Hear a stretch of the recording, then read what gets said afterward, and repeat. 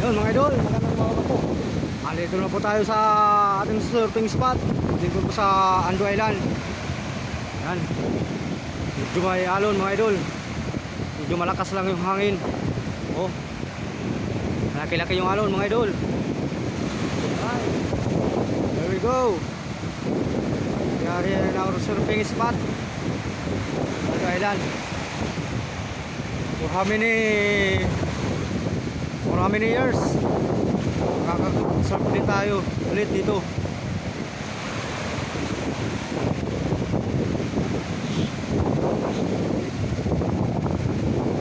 Well, let's get it on.